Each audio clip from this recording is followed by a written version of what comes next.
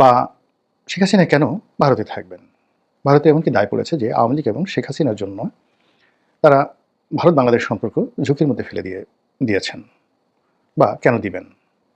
অথবা এই গত ১৫ মাসে বাংলাদেশের সঙ্গে ভারতের ব্যবসা-বাণিজ্য না হওয়ার ফলে ভারতের পর্যটন খাত, ভারতের চিকিৎসা খাত, ভারতের আমদানি-রপ্তানি থেকে শুরু করে অন্যান্য যে সকল অর্থনৈতিক যে সেক্টরগুলো রয়েছে, সেখানে যে ব্যাপক ক্ষয়ক্ষতি হয়েছে, এই দায়-দায়িত্ব কে নেবে? কৌশলগত কারণে নরেন্দ্র মোদী সরকার বা বিজেপি তারা আওয়ামী লীগের সঙ্গে সম্পর্ক রাখতে পারে। কিন্তু কলকাতার যে গেস্ট হাউসটি বা নিউ মার্কেটের যে দোকানগুলো ভারতের যে পণ্য সামগ্রী নিয়ে পসরা সাজিয়ে বসে থাকতো বাংলাদেশি সেই পর্যটকদের জন্যে, তারা এই সময়টিতে কিভাবে জীবনযাপন করছেন, কিভাবে তাদের চলছে, সেই খবর তার সরকার রাখছে না। এই বিষয়গুলিকে পুঁজি করে বিভিন্ন কনটেন্ট ক্রিয়েটর তারা বিভিন্ন ভারতীয় যারা সাধারণ মার্চেন্ট রয়েছেন, ব্যবসায়ী রয়েছেন, সাধারণ জনগণ রয়েছেন, তাদের সাক্ষাৎকার নিয়ে শেখ হাসিনার বিরুদ্ধে বিষোদ্গার শুরু করেছেন। আপনারা জানেন যে ভারত একটা বড় দেশ এবং সেখানে অসংখ্য মতে পথ এবং মতের মানুষ রয়েছে এবং বাংলাদেশের তুলনায় সেখানে যে গণমাধ্যমের স্বাধীনতা, মানুষের কথা বলার স্বাধীনতা, মত প্রকাশের স্বাধীনতা অনেক অনেক বেশি। কাজেই সেখানে সবকিছুই অনুরণিত হয়। শেখ হাসিনার পক্ষে যেভাবে ভারতের একেবারে প্রথম শ্রেণীর পত্রিকাগুলো, দ্য হিন্দু, হিন্দুস্তান টাইমস, আনন্দবাজার পত্রিকা, ইন্ডিয়ান এক্সপ্রেস, এই ধরনের বড় বড় পত্রিকাগুলো কিংবা এনডিটিভির মতো আন্তর্জাতিক মিডিয়া যেখানে ভারত রয়েছে, বিবিসি ইন্ডিয়া, এরপর এদের যে সকল বন্ধু মিডিয়া রয়েছে পশ্চিমা দুনিয়াতে, যেমন Washington post, the guardian, London Times, Sunday Times, তারপরে নিউ ইয়র্ক টাইমস, তারপর ইন্টারন্যাশনাল টাইম ম্যাগাজিন থেকে শুরু করে আরও বড় বড় পত্রিকা, তারা মূলত এই ভারতীয় সাংবাদিকদের, যাকে বলা হয় প্ররোচনায় হতে পারে বা তাদের ইনফ্লুয়েন্সের প্রভাবে হতে পারে বা তাদের ইন্টারেস্টের কারণ হতে পারে, সম্পর্কের কারণ হতে পারে, তারা গত কয়েক মাসে শেখ হাসিনাকে যে কভারেজ দিয়েছে এটি বিরল। এরকম বাংলাদেশের মতো একটা তৃতীয় বিশ্বের রাষ্ট্রের কোনো নির্বাসিত রাজনৈতিক নেতা, সেই নির্বাসিত রাজনৈতিক নেতা বা ক্ষমতাচ্যুত কোনো রাজনৈতিক নেতা, তাকে নিয়ে আন্তর্জাতিক মিডিয়া কন্টিনিউয়াসলি একাধিক ক্রমে যে ইতিবাচক রিপোর্ট তারা ছাপিয়েছে, অ্যাজ ইট ইস মনে হয়েছে যে প্রতিষ্ঠানগুলোর মালিকানা আওয়ামী লীগের। ওভাবেই তারা প্রচার করেছে। বাংলাদেশে আওয়ামী লীগ শাসন আমলে যেভাবে ৭১ টিভি আওয়ামী লীগের গুণগান গাইত, তো ঠিক একইভাবে সেই ওয়াশিংটন পোস্টের মতো পত্রিকা, নিউ ইয়র্ক টাইমসের মতো পত্রিকা যেভাবে শেখ হাসিনাকে গ্লোরিফাই করার চেষ্টা করেছে, এর পেছনে ভারতীয় সেই প্রথম সারির যে সংবাদ মাধ্যম রয়েছে তাদের একটা গুরুত্বপূর্ণ ভূমিকা রয়েছে, যেগুলোকে ভারত এখন গদি মিডিয়া বলা হয়। অর্থাৎ নরেন্দ্র মোদীর সঙ্গে যাদের খুব ভালো সম্পর্ক তাদেরকে সবাই গদি মিডিয়া বলে। আর এই গদি মিডিয়া এই কাজগুলো যদি করে থাকে, নিঃসন্দেহে সেখানে নরেন্দ্র মোদীর একটা গ্রিন সিগন্যাল আছে। আর নরেন্দ্র মোদী মানেই বিজেপি, আর বিজেপি মানেই ভারতের সংখ্যাগরিষ্ঠ জনগণ, যারা এই মুহূর্তে শেখ হাসিনাকে তাদের রাজকীয় মেহমান হিসেবে ধারণ করছে, তাকে আবার রাজনীতিতে পুনর্বাসিত করতে চাচ্ছে এবং বাংলাদেশের রাজনীতিতে আওয়ামী লীগকে অপরিহার্য করতে চাচ্ছে। এটা যেভাবে সত্য, একইভাবে নরেন্দ্র মোদী বিরোধী গ্রুপ, বিজেপি বিরোধী গ্রুপ, তাদের সংখ্যাও কিন্তু নেহায়েত কম নয়। আবার বাংলাদেশের যে সকল টোকাই ইউটিউবার রয়েছে, তাদের সঙ্গে আবার কিন্তু ভারতের যে সকল টোকাই ইউটিউবার রয়েছে তাদের একটা নিদারুণ সম্পর্ক রয়েছে। আমরা একটা স্লোগান দিই না, দুনিয়ার মজদুর এক হও। দুনিয়ার সকল ভালো মানুষরা যেভাবে একত্রে থাকে, মন্দ মানুষদেরও কিন্তু তেমনি একটা ইউনিটি রয়েছে এবং ভালো মানুষদের তুলনায় মন্দ মানুষের যে ইউনিটি এবং গ্লোবাল ইউনিটিটা অনেক অনেক বেশি। তো সেই ক্ষেত্রে বাংলাদেশের যে সকল পেইড ইউটিউবার রয়েছে কিংবা পাকিস্তানের যে সকল পেইড মিডিয়া রয়েছে, জঙ্গিবাদী মিডিয়া রয়েছে, যারা জঙ্গিবাদকে প্রমোট করে, তাদের কাছে শেখ হাসিনা একটা মূর্তিমান আতঙ্ক এবং যতদিন পর্যন্ত তিনি জীবিত রয়েছেন, তিনি না মরা পর্যন্ত এই গ্রুপটি তারা কখনো তাদের কর্মকাণ্ড থামাবে না। তো এরই ধারাবাহিকতায় ভারতের বেশ কিছু সামাজিক মাধ্যমে ইদানিং কথাবার্তা হচ্ছে এবং তারা এমনভাবে জিনিসগুলো প্রচার করছে যে মনে হচ্ছে যে মিস্টার পুতিন ভারতে এসেছেন নরেন্দ্র মোদীর সঙ্গে দেখা করার জন্য এবং তাদের মূল এজেন্ডা ছিল মূলত শেখ হাসিনাকে মস্কোতে আশ্রয় দেওয়া। অথবা পুতিনের যে সকল দেশ রয়েছে যেগুলোর উপর পুতিনের খুব প্রভাব রয়েছে, সেটা রাশিয়ার মধ্যে বা সিআইএস কান্ট্রিগুলো, সেটা কাজাকিস্তান হতে পারে, আজারবাইজান হতে পারে, আর্মেনিয়া হতে পারে, উজবেকিস্তান হতে পারে, কিংবা সেই আরও অনেক যে সকল দেশ রয়েছে সেগুলো হতে পারে। তো সেই সমস্ত জায়গাতে শেখ হাসিনাকে রাখার জন্য নরেন্দ্র মোদী মূলত মিস্টার পুতিনকে ডেকে এনেছেন। এই সকল কথাবার্তা যেমন একদিকে হচ্ছে, আবার অন্যদিকে আওয়ামী লীগের যারা লোকজন তারাও কিন্তু বসে নেই।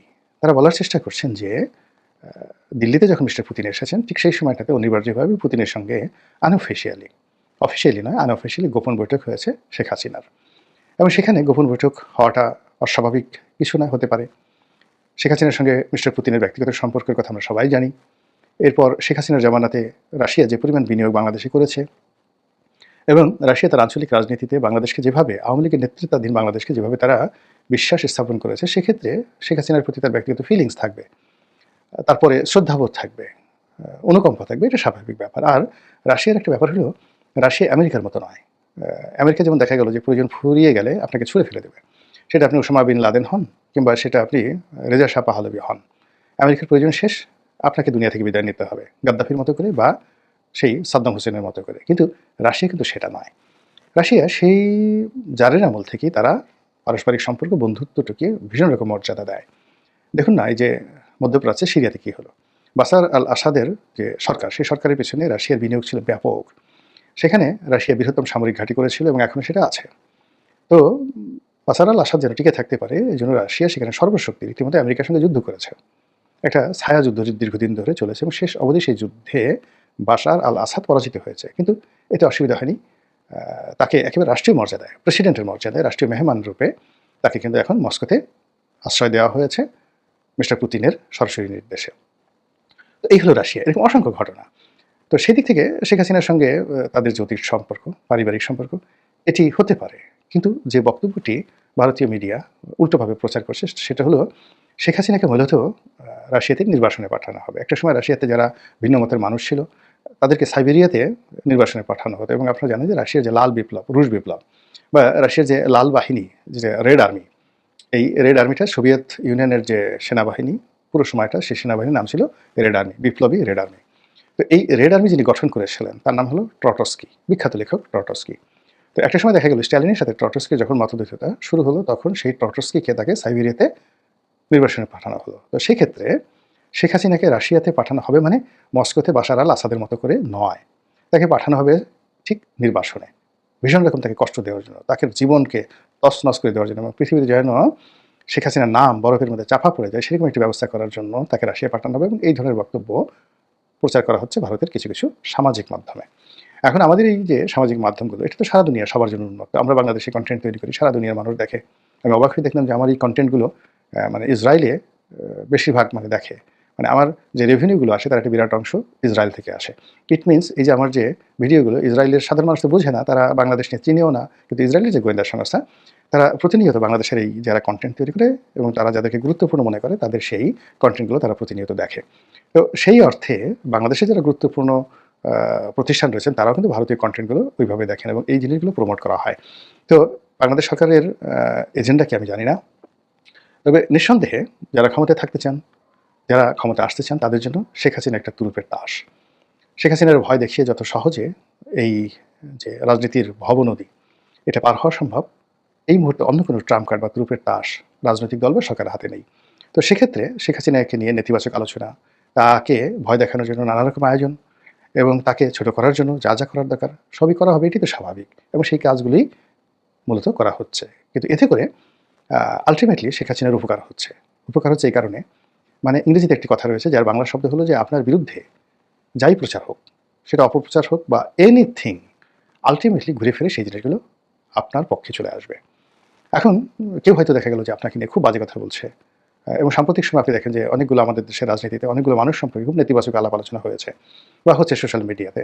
তো যারা এগুলো করছে তারা অনেক না বুঝেই করেছে, কারো ক্যারেক্টার অ্যাসাসিনেশন করার জন্য চেষ্টা করেছে, কিন্তু এতে আসলে তাদের কোনো ক্ষতি হয় নাই, বরং যাদের বিরুদ্ধে করা হয়েছে তারা আরও রাজনীতিতে পাকাপোক্তভাবে পদ পদবি নিয়ে একেবারে বসে পড়েছে এবং যারা তাদের ক্ষতির জন্য এই কাজগুলো করেছিল তারা উল্টো এখন কপালে হাত দিয়ে তারা কপাল চাপড়াচ্ছে যে কেন এই কাজগুলো করলাম।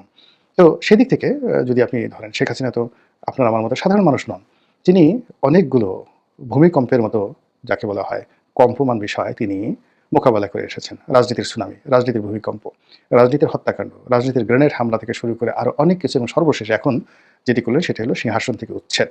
দুপুরের খাবার প্রস্তুত, সেই খাবারকে রেখে, উত্তপ্ত খাবারকে রেখে মুখে না দিয়ে এক কাপড়ে তিনি গণভবন থেকে চলে গিয়েছেন। এই জিনিসগুলোর পরেও তিনি কথা বলছেন, তিনি সুস্থ আছেন, তিনি স্বাভাবিক আছেন।